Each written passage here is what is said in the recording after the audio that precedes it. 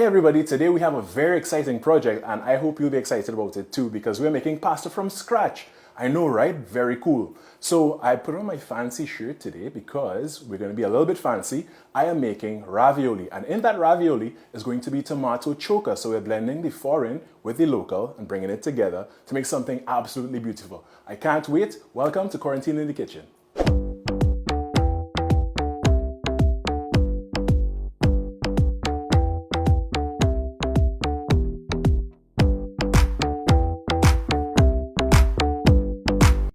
Alright guys, I hope you have a pen and paper ready because we have a laundry list of ingredients. But we're going to start with the tomato choka first, then we'll go into the pasta ingredients. So over here we have some chives, followed by 2 tablespoons of vegetable oil. Then we have a large onion, 12 cloves of garlic, 5 tomatoes, 1 bunch of shadow benny, 5 pimentos and 4 limes. Then we have a half cup of olive oil here, followed by just about a tablespoon of cumin.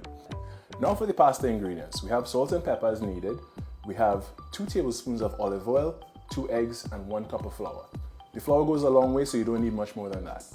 Alright, so the first thing we're going to work on is our pasta dough because it takes the most time and it actually needs some time to rest. So you start off with your cup of flour, you make a well in the middle of it, and the reason is coming up right now.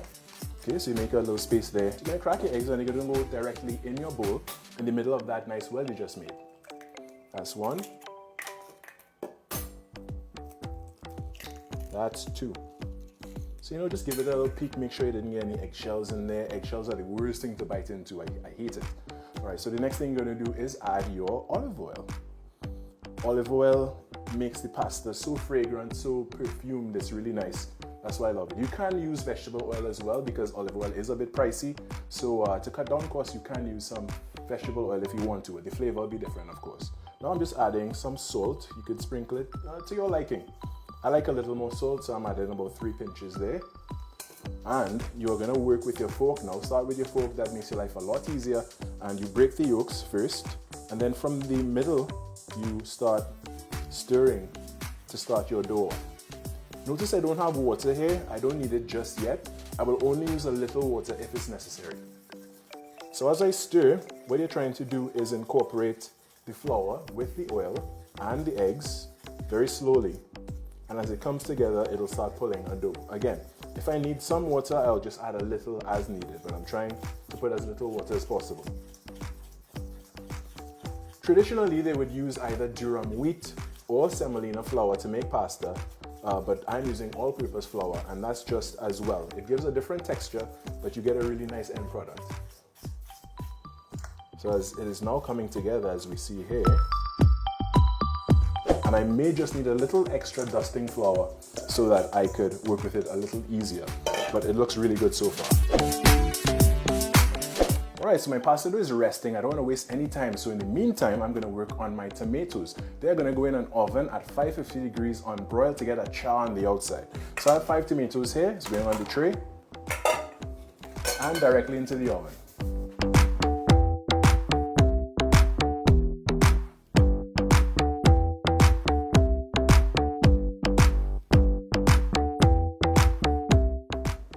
Alright, now it's time for some knife work with the ingredients for tomato choka.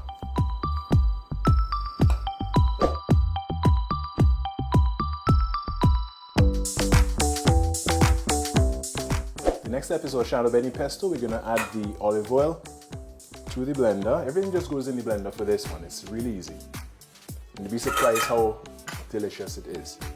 Then the garlic, followed by the shadow benny, of course.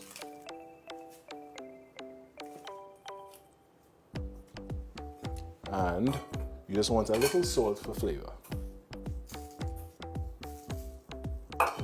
This goes in the blender, blitzes for maybe 30 seconds and you're good to go.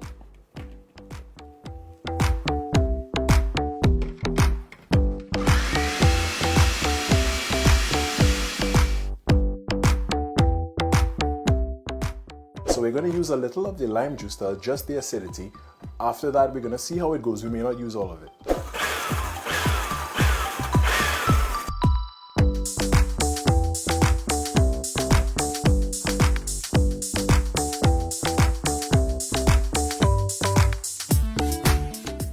Alright, all the the aromas wafting around this place are amazing, and the tomatoes are still in the oven going. So in the meantime, it's clean up time. All right, so with a little support from support, see what I did there, right?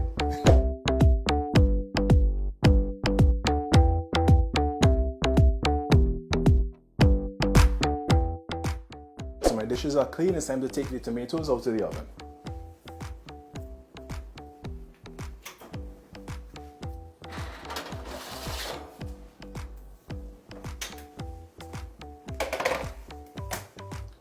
Super hot, so I'm going to transfer them to a bowl.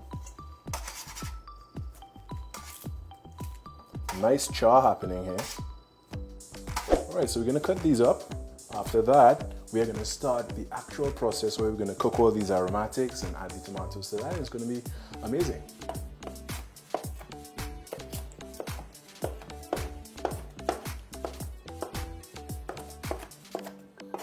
We just want a rough cut on that because it's very rustic and it's very traditional, so we're gonna do it that way. And now we go over to our stove.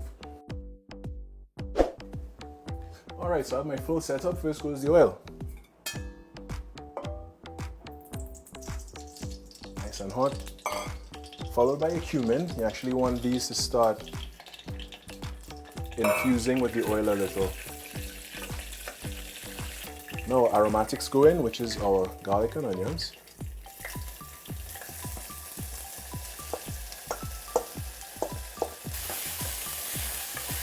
Again, the smells in here are insane. Up next are our tomatoes. And you keep the skins on there because you want the charred flavor.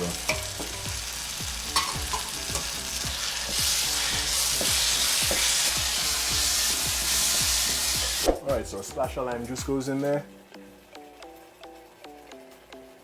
Followed by some salt and some pepper to taste. I like salt, and tomato choka tends to be a little acid, so I try to balance the acidity with some salt. And finally, some black pepper. Big fan of black pepper myself. And this is almost done. Alright, this looks like it's about done, so we're going to turn this off and set it aside to cool completely.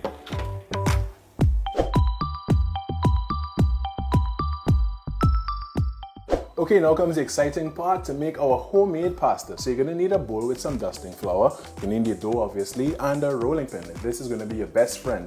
Now, some people think you can only do it with a pasta machine, but that's not true. You could actually do it with a rolling pin, but you're gonna need some elbow grease. So the first thing you do is dust your surface, all right? Then you wanna actually dip your dough into the flour as well to start off. That way you'll have no sticking happening from the beginning. You want to do the same to your rolling pin. And then you start the rolling process. Now, if this piece is too big for you to handle, you could cut it in half, roll half of it, and then roll the other side. But now we start. You want to roll in both directions and try to get it as even as possible. And now to keep that square shape, you actually want to roll diagonally. So you roll up and down diagonally one direction, followed by the other direction. And that would generally maintain a square shape.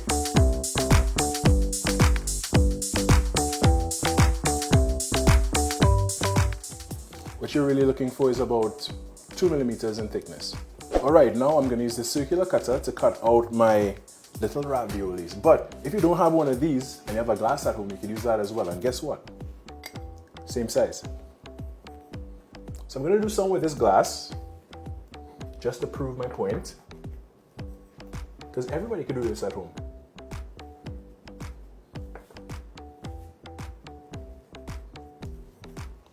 And the cutter does it just as well. Now it's time to stuff the ravioli with my tomato choka. This is going to be amazing. It's going to be delicious. Can't wait. My water is boiling right now, so that could happen in the background. But for now, we're going to stuff it. You're going to need some water to wet your fingers. And we have all our ravioli cut out. And the tomato choka, of course, which is cool now.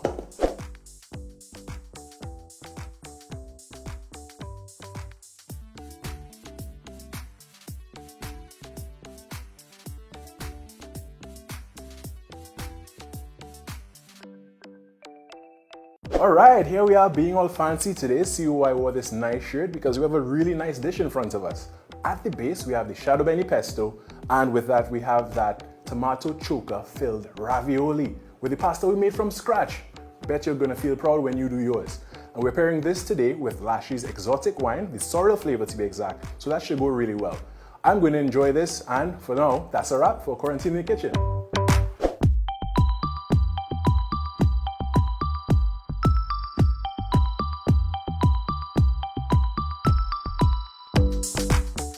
Quarantined in the Kitchen, brought to you by Lashley's Exotic Wine, a product of LLW Holdings Limited, and Support Dishwashing Liquid, manufactured by JMac Industries Limited, a local business based in Tobago.